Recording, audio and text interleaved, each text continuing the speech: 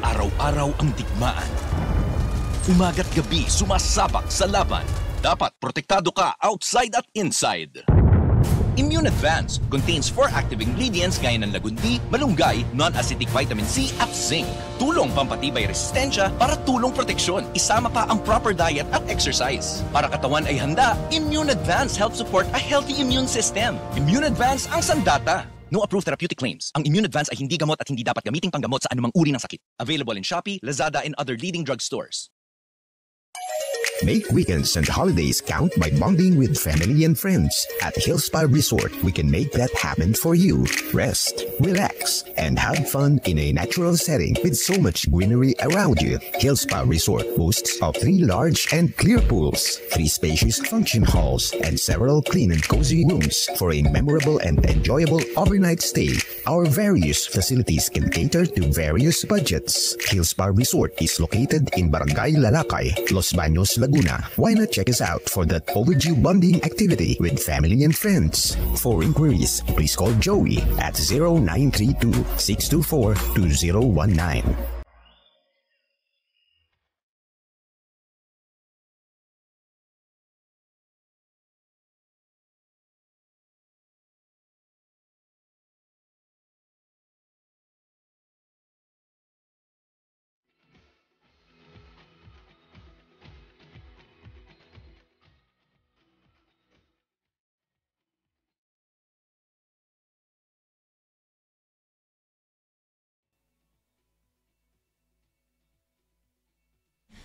Diyos maray na aldaw sa indong gabos na mga kabanwa. Magandang araw Pilipinas, magandang araw Luzon, Visayas at Mindanao. At sa lahat ng ating mga kababayan sa iba't ibang panig ng mundo.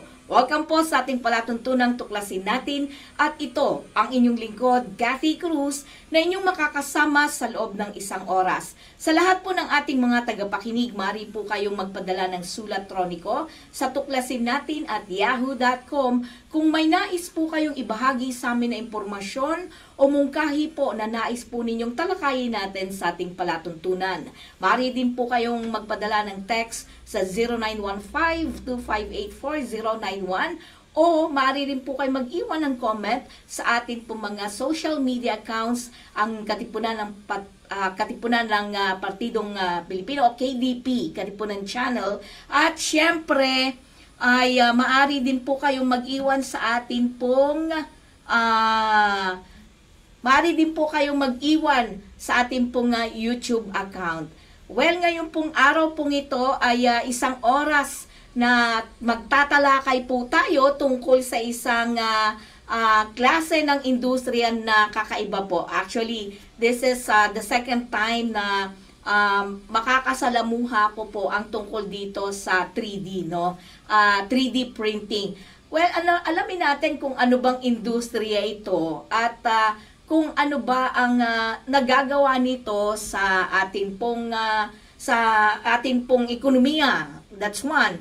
At ano bang pwedeng magawa nito? Ano bang application na to? So malalaman po natin kung ano po itong klase na itong 3D printing na ito. Of course, kasama po natin ang director po ng Puzzle Box 3D, no?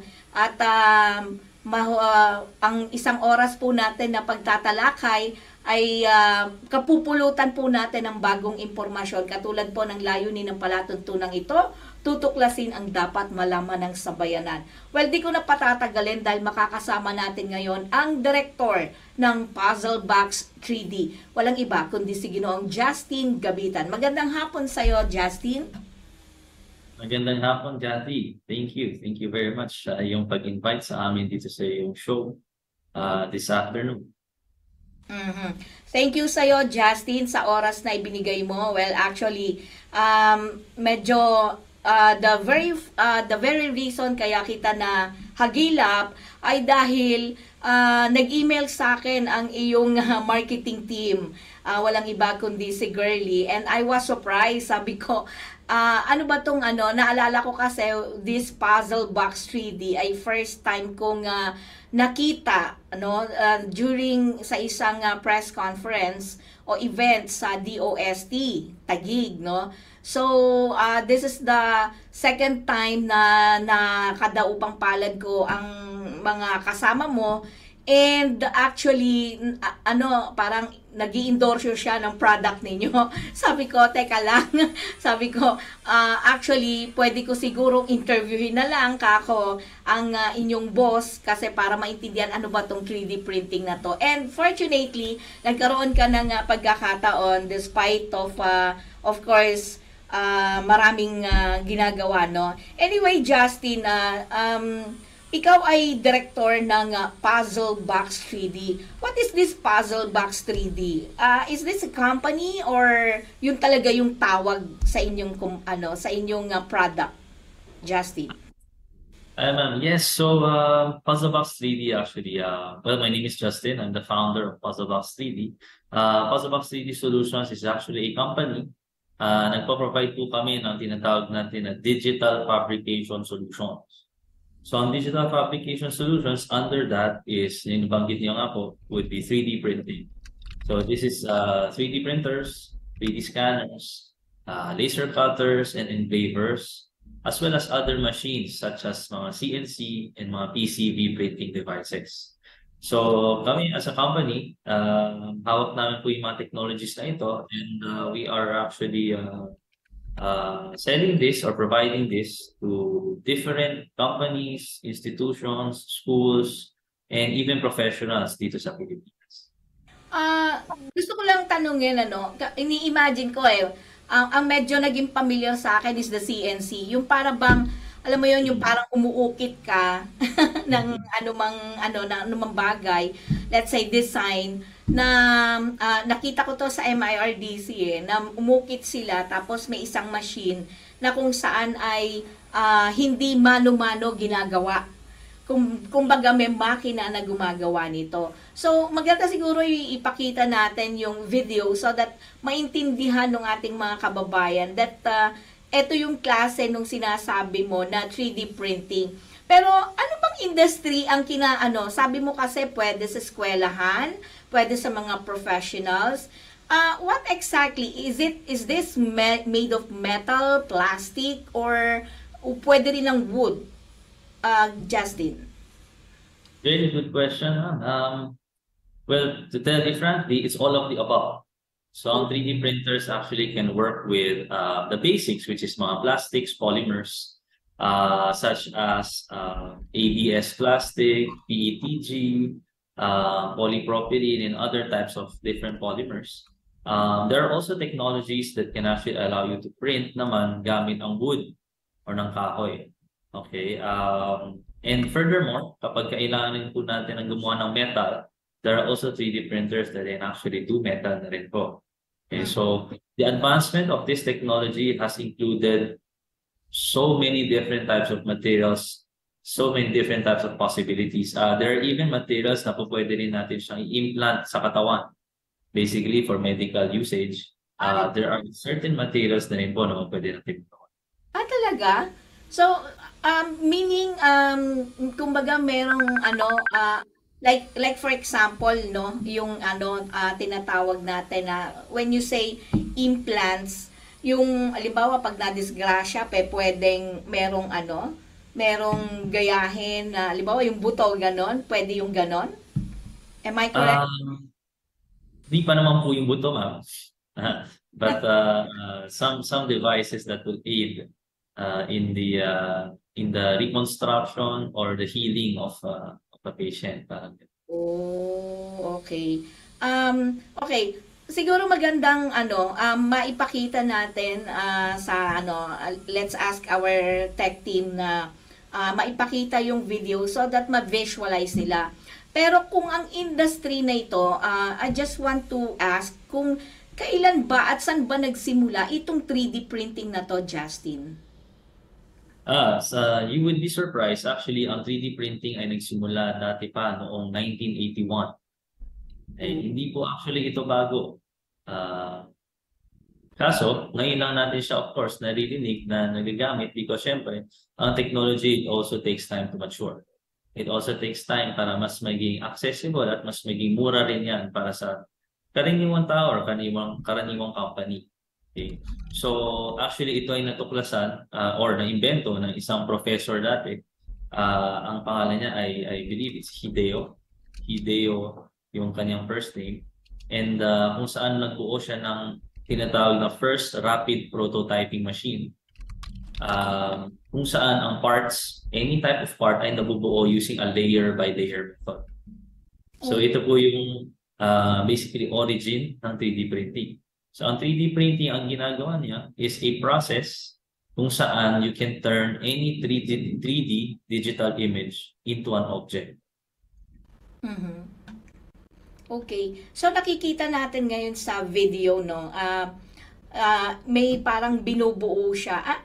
Can you explain that video na parang iniisip ko nga kanina may mga ibang nakita akong videos na parang yung mga robots, 'di ba? Pwedeng toys din yung binubuo nyo sa 3D printing. Parang kinokopya ninyo yung sa real image ng ng isang bagay. Tapos kinakopy ninyo, parang ganon. Paano ko ba masasabi yon? Para bang nag-Xerox ka, pero yung Xerox kasi is paper. But this time, eto ay ginagaya mo siya, pero talagang meron siyang, mahahawakan mo talaga siya at hindi lang siya basta image. Am I correct? Tama po ba yung nasa isip ko? Totoo naman. But siyempre, mas komplikado ng konti. But in order for us to simplify the process a bit better, nagsisimula po yan gamit ang 3D model. So it comes with a 3D digital image.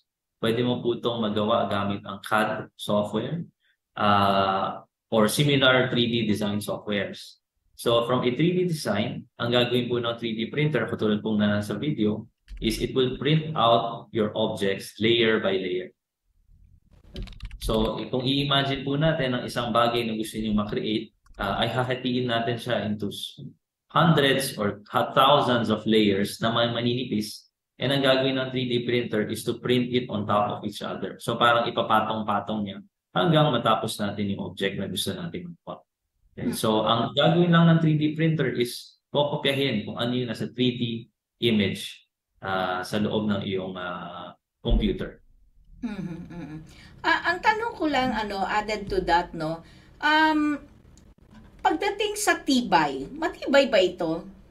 At saka, wala ba tayong problema na parang kinokopya nyo yung original, kumbaga parang, kinokopya nyo yung original na uri ng isang produkto into another one, parang ganon.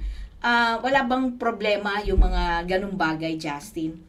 Actually, ma'am, 3D printing is actually a process of creating an object. It's not copying something, it's creating an object.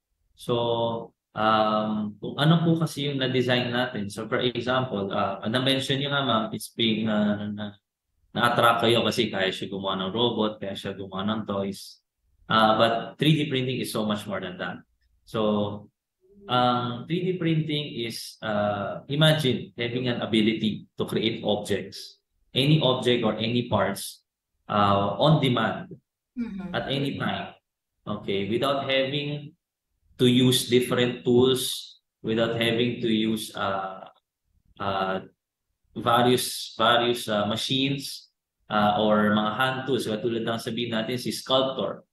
Sculptor, when you want to create let's say a statue, uunahin yan, syempre, block of material at unti-unti niya uukitin. Okay? With the 3D printer, it's basically everything is now turned into digital and you just have this machine that will create your design. So it's not a matter of copying a certain object, but it's more about using it as a manufacturing tool to create. So for example, marami rin po tayong customers and users na nasa manufacturing industry. So, ang ginagawa po ng manufacturing, syempre, before siya makapaggawa po ng produkto, bago siya makapag-create isang product, normally, dumadaan po yan ang prototyping process. Basically, gumagawa muna po sila ng mock-up. Okay? Before, bago nila mo gumagawa ang mock-up, kailangan nila either have it done po sa wood or ipapadala po sa isang machine shop or gagawa lang po sila ng mock-up gamit ng clay or any other material. Imagine now having a 3D printer. You already have your design. Ipapasok na natin sa 3D printer and it will print out exactly and also sometimes in the material na gusto na po natin siya magamit. So it skips a lot of manual steps. It skips a lot of additional costs. So normally when you adopt 3D printing, let's say in a manufacturing setting, mas bababa po yung costs natin as well as yung time para po ma-produce ang isang object. So, ibig sabihin, kaya rin nito ng kumbaga may iba-ibang laki o sizes yung machine, yung 3D printers natin. Kasi, 'di ba, kung halimbawa gusto mo malaking meron kang design na ginawa na gusto mo malaki. So, kaya rin na may malaking Yes, we design na have magagawa. 3D printers. Yes, ma'am, we have 3D printers that can even print mga furnitures. As large as that one also. And there are also 3D printers in the market that has the size na pwede po mag-build ng siguro kasing size ng isang kotse or isang maliit na barko. Let's say for example, sorry parang devil's advocate lang. Niisip ko lang kasi 'di ba, usually yung ibang mga manufacturers natin, meron na silang tinatawag na hulmahan, right? 'Di ba? Halimbawa, let's say for example drums, 'di ba? Yung mga drums na 'yan, o let's say chairs, 'di ba? Usually yung mga manufacturers niyan, meron na talaga silang hulmahan. So compared to 3D, is it much cheaper and mas mabilis ang pag-produce using the 3D printers compared to massive production na na may hulmahan na sila? Justin? That is a very good question, ma'am. Okay. 3D printers and ang nabanggit niyo, ma'am, is hulmahan. So this is mostly on terms of injection molding, which is a known process right now to do mass production. Yes. So injection molding, ang ginagawa is you have a mold and then may certain design ka na, hindi mo na po mapapalitan ang molde. Once ang molde nandyan, kung anong ilabas niya, yan na rin po sakto. So ang 3D printing is actually not a replacement for your injection mold. So contrary to yung mga impressions ng ibang mga tao, iniisip nila na you can use 3D printing to replace, certain technologies like mass production, etc. Sa totoo lang, 3D printer is something that you can put in between. Okay, something that can solve the in between of a prototype and a mass-produced product. So we have similarly dun sa ganitong industry, when you're mass-producing an object, bago po kayo makapag-create ng mold, kailangan sure ka na sa design niyo. Yes. Tama po. So a mold will be very expensive to create. And it will be used to produce thousands to tens of thousands of products. Imagine kung mali yung pinamolde mo, ano mangyayari, right? So 3D printing is where you can actually validate yung inyong designs before you do your molding process. So at the same time, hindi lang po siya pang sabihin natin functional prototyping like ito. Ginagamit din po ito sa tinatawag natin na small volume production. So ang injection molding, hindi rin po yan feasible if let's say you're creating an object that kailangan mo lang is 500, 1,000 pieces, or maybe 5,000 pieces. Hindi rin siya magiging cost effective if you do it through injection molding. So ang ginagamit ng ibang mga manufacturers ngayon is actually using 3D printing to do these things. Ang tinatawag natin small volume manufacturing, small volume production. Ang advantage rin po ng 3D printing is from one design to the next, mabilis rin po natin palitan. Kung kailangan natin customization, magagawa rin natin on the fly. So, hindi na natin kailangan again ipamolde. So, ang 3D printing po is another type of manufacturing process. It's good in a certain thing. Similarly with, say, injection molding, magaling po siya sa mass production pag injection molding. ang 3D printing magaling sa customization, magaling sa small volume production. Oo. Yun yung pinaka-gist no? Kumbaga pagka-customize yung iyong produkto, talagang ang 3D printing ang the best. No, compared to kasi kumbaga pagka may hulmahan ka na for massive production talaga no, kung ano mang produkto yan, ika nga natin hindi mo na mababago yon at napakamahal kung babaguhin mo siya o kung may additional ka, 'di ba? Unlike ito, so kung mas konti yung volume na kailangan mo, 3D printing is the best. Kumbaga, so manufacturers also use this ma'am for mga tools and jigs, yung mga tinatawag natin manufacturing aids, so that they can help to create a product that is consistent in terms of quality. Yun po ang ginagamit nila. Curious lang ako, Justin. Meron na ba kayong pagkakataon na yung mga 3D printing products ninyo ay nakagawa na kayo ng sa mga medical let's say for example, tawag dito, yung para sa mga naputulan ng ng kamay o ng paa. Meron ba kayong mga ganon? Parang aesthetics ba tawag doon para sa mga sa medical Justin? Very good. Yes, ma'am. Yes. Magaling ma'am. Actually, that is one of the more valuable applications po ng ating 3D printing. So, ang ginagamit na rin po natin ngayon is what we call yung prosthetics. Kunwari, naputulan ng paa, naputulan ng limb, syempre, pa-update natin. We need a medical device called the prosthetic para mabalik yung kahit pa paano yung functionality or yung itsura rin ng ating pasyente. As nearby us, there is a hospital, si UERM, actually has a sort of a department that actually does 3D printing for the prosthetics. Meron din a little bit mga different companies, katulad ng Neolim, which is our customers also, na nag-3D print po ng customized prosthetics. Because syempre, different people will have different sizes, different itsura, different ways para magkasya yung kanyang prosthetic. So 3D printing is really good there kasi pwede po na i-customize mismo ano yung kailangan, ano yung size, and ano yung function na kailangan ng isang pasyente. Naku, ang laki pala ng nito, industry kung ganon.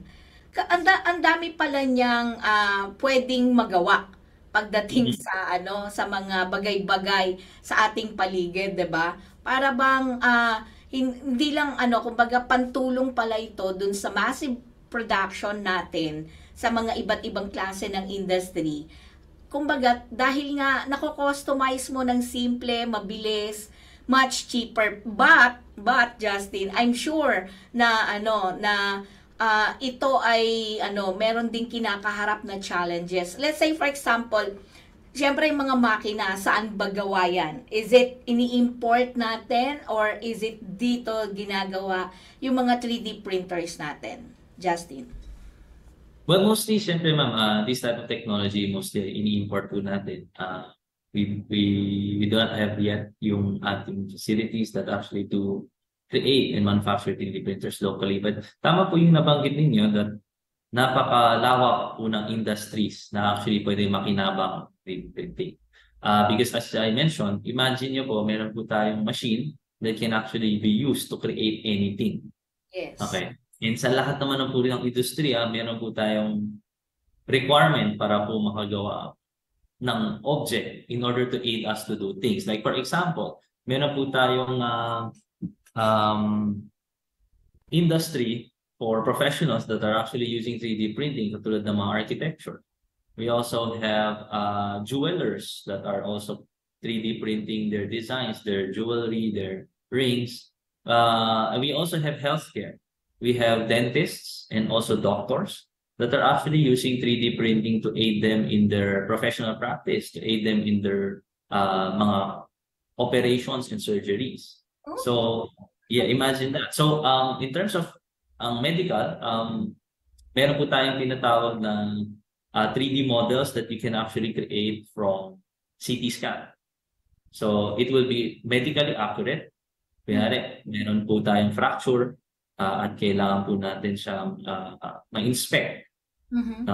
Normally, ang tinitingnan natin sa screen or normally tinitingnan lang natin is an X-ray view. Oo. So, pwede po natin ngayon gawin is derive that image and actually put it in a 3D printer para makakuha tayo ng actually a 3D model ng 100% accurate dun sa skull or sa bones ng isang pasyente. Ano sa karanasan mo, Justin, ano yung pinakamaliit at pinakamalaking size na i-print ninyo? Medyo marami-rami rin, ma'am eh. So, we printed certain parts of the vehicle. So, mga cars. So, medyo ganyan rin kalaki ay kaya. We printed very small objects that are being used for medical applications at saka sa dentistry. Meron din tayo mga maliliit na mga details na napiprint para sa mga jewelry industry natin. Grabe, no? Ano pala ng ano nyo, ang industry pala ninyo. Pero dito ba sa Pilipinas, Justin, ay marami na rin ang katulad ninyo mga 3D printing companies? O ano parang konti pa lang kayo, Justin? I would say, ma'am, nasa infancy pa lang tayo. That the main challenge, as you asked earlier, ang challenge ng 3D printing lang naman po, ma'am, dito sa atin is in how quickly we as a people, as a country, adopt new technologies.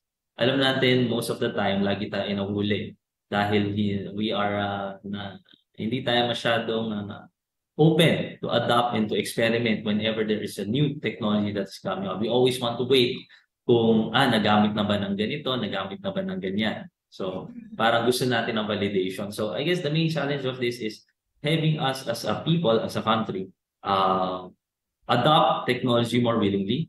As you know, tayo naman as Filipinos, we are mostly very innovative. So we should not be afraid, you know, in being introduced or being first movers, first adopters when it comes to technology. So because 3D printing has been proved already to be incredibly useful in developing new innovations or improving yung mga lumang proseso na nagagawa na, similarly sa mga manufacturing, sa mga professionals, etc. Actually, ang technology nito ay medyo standard na nga or karaniwan na nga sa ibang mga bansa. No? Makikita mo na ito sa bansa sa mga nearby countries like kahit Singapore. No? You can see this technology in their hospitals. You can see this technology in factories. You can see this in mga kanilang mga schools na mas karaniwan na. And this is also the reason why we also founded our company. So our company is actually founded to be able to provide local industries, local businesses, schools and universities, and even government and professionals access to the latest technologies. One of which is 3D printing. So ang goal lang naman po na amin as a company is to help these industries through giving them access to these type of new technologies by giving them knowledge, by giving them the equipment and also training them in the use of this equipment in order to, of course, improve the livelihood and status natin as a country, as a whole.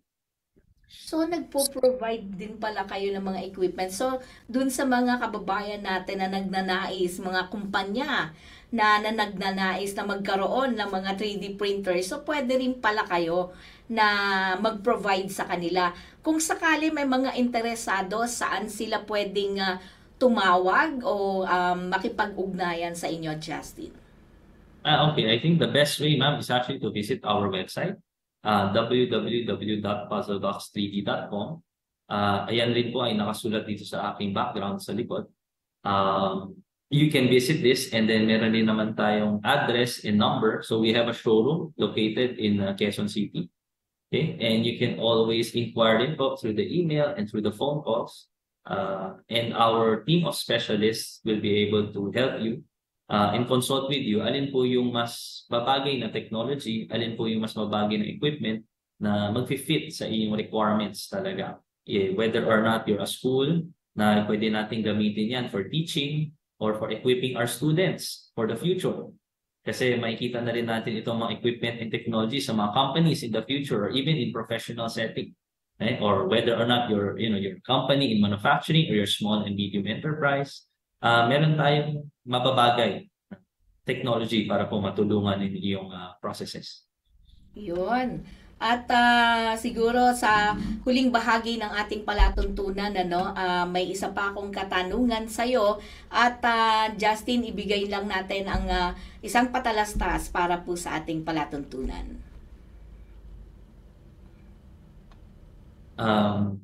Araw-araw ang digmaan.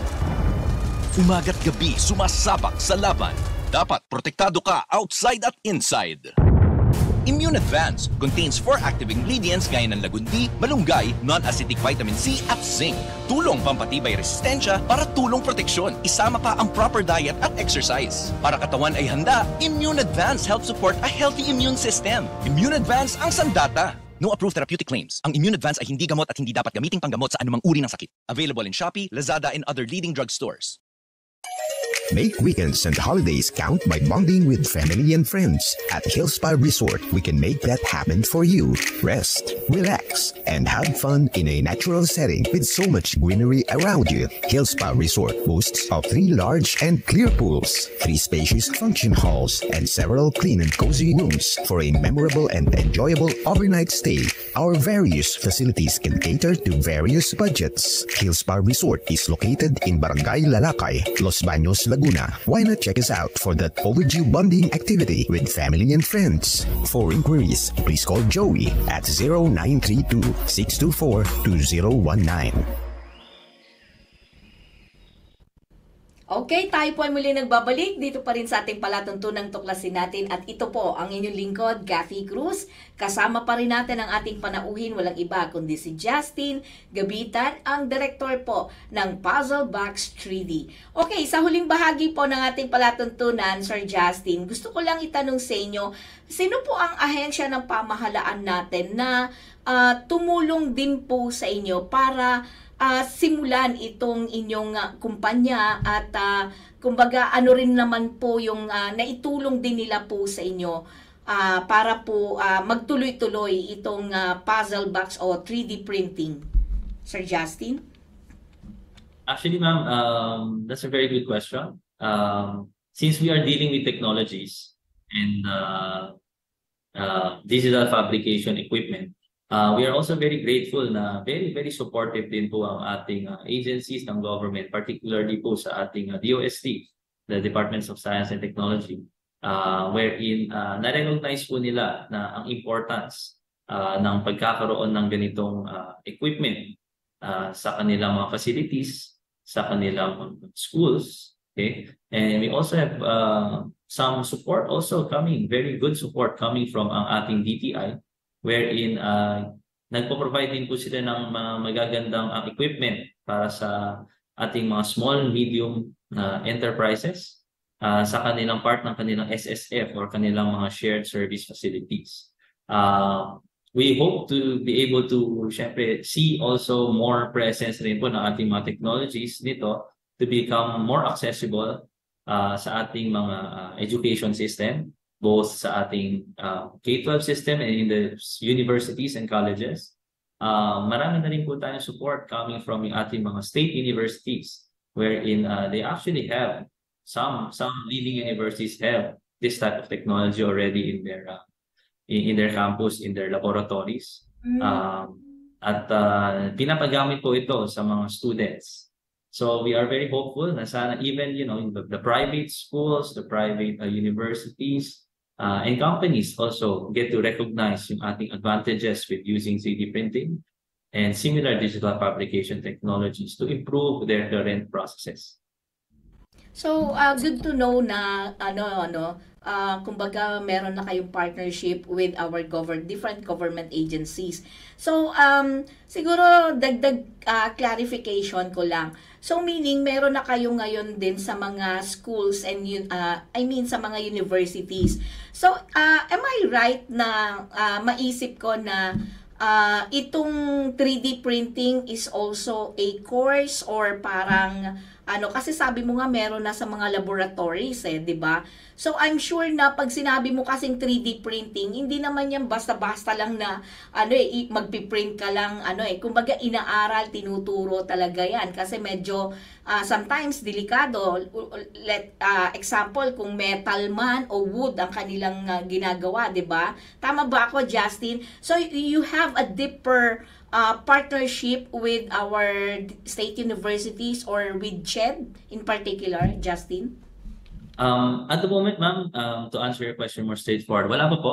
But we are, of course, working on it because we recognize that, syempre, the knowledge on this technology can be very beneficial to a lot of different industries. And maganda kapag meron talaga tayong force that can actually deal with this. So we know that there are a couple of agencies also and a couple of universities that are actually spearheading this initiative to make it as an official course or official part of our curriculum sa ating educational system. But us as a private company, actually currently, meron na po kaming na formulate rin ng mga coursewares and mga curriculum na tinuturo na rin po namin to the public, and we can also actually supply this or teach this together in partnership with schools. Kahit na po meron na po tayong course sa mga K-12 programs, sa mga junior and senior high schools para matutunan po nila yung technology. And we also have certain programs na pwede rin po for professionals and for mga university level rin po natin. So as a private company, we're able to create our curriculum, our outline, our teaching materials. Pero kung sabihin natin po in terms of the government na ma-adapt po sa educational system, that's still being worked on. At hindi na po kaya ng private company. We need to have partnerships na po sa ating gobyerno. Correct. Oo. At ang last na lang na tatanong ko sa iyo, do you challenge ba sa inyo yung pagpasok ng mga makina? I mean, just like any other problem of our importers, 'di ba? Isa sa nagiging problema kasi sa atin ay pag-aangkat.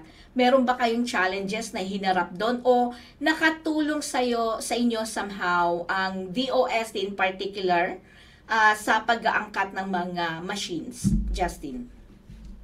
Thank you, ma'am. Actually, ma'am, not very much known po. I think our system in terms of importation and getting certain technologies, ma'am, it's not very difficult naman po sa ating bansa. More of the challenge lang talaga naman, ma'am, is the adoption of the public in terms of spreading the awareness, in terms of teaching this technology, and being able to bring the benefits of this technology more to the general public. More yung knowledge and yung ating recognition ng benefit and how to use it. So yun po yung hinahope namin as a company to actually be able to do. That's why we are trying to communicate with schools, partner with schools, supply and sell also, of course, to the schools para magkaroon ng sarili silang program. Okay, katulad ng mga robotics, right now, marami na rin po mga robotics program ang schools. Nasa layunin din namin na sana ay makouple rin siya with 3D printing as an emerging technology so that our future students, our future leaders will actually be well equipped when they are the ones already running our company. Correct. Oo. Mensahe mo sa mga publiko at kung meron kang nais na panawagan din sa ating mga opisyal ng ating pamahalaan, nasa iyo ang huling pagkakataon, Justin, bago kita tuluyang bitawan. Justin? Thank you, ma'am. Yes, what I just want to say is 3D printing is really a very versatile and a technology that can really help a lot of industries. So let's just be open to exploring it. It can be used to so many industries like manufacturing, aerospace, automotive. We can use it for research. We can use it for medicine. We can use it, nabanggit nga natin, to aid our professionals in doing surgeries, to basically improve our healthcare system also. So maybe the message here is just to be open to adopting technologies and be able to recognize, of course, yung ating mga benefits na kayang ma-produce ng ating mga products in terms of the digital publication space. Thank you so much, Justin. At sana hindi ito ang una at huli na ikaw ay aking makakapanayam. Kung may mga updates o may nais kang ibahagi na kaalaman sa ating o anunsyo sa ating mga kababayan, bukas ang palatuntunan ito para sa iyo. Thank you so much, ma'am. Thank you so much for having us this afternoon. We thoroughly appreciate it. Okay, thank you so much, Justin. At inyo pong napanood si Ginoong Justin Gabitan, ang director po ng Puzzle Box 3D. So nalaman natin na meron palang ganitong klase ng teknolohiya. At katulad po ng lagi po naming sinasabi sa inyo, importante po kasi malaman natin ano ba itong mga bagong teknolohiya na to at ano ba ang magagawa nito sa buhay ng bawat mamamayang Pilipino. Lalo na sa mga industriya na sabi nga niya, di ba, malaki ang naitutulong nito sa mga iba't ibang klase ng manufacturing industries, di ba? At kumbaga kahit na anong klase ng images na gusto ninyo, yung makreate ninyo, ay pwedeng gawin ng 3D printing, no? So, pero sabi nga, ito ay customized. Hindi ito yung katulad nung binabanggit natin na massive production talaga na tinatawag natin, no? Anyway, napakabilis po ng oras at 1 oras na naman po ang nakalipas. Pero gusto ko lang po batiin yung ating mga kababayan, no, na nanonood po ngayon, yung ating mga texter. Maraming salamat. And of course, kay Celine nga pala ng Puzzle Box, maraming salamat. At kay Girly, maraming salamat sa inyong pagkakataon. Anyway po, sa lahat po ng ating mga kababayan, thank you nga po pala Ma'am Yoli de la Cruz ng NISCO Philippines.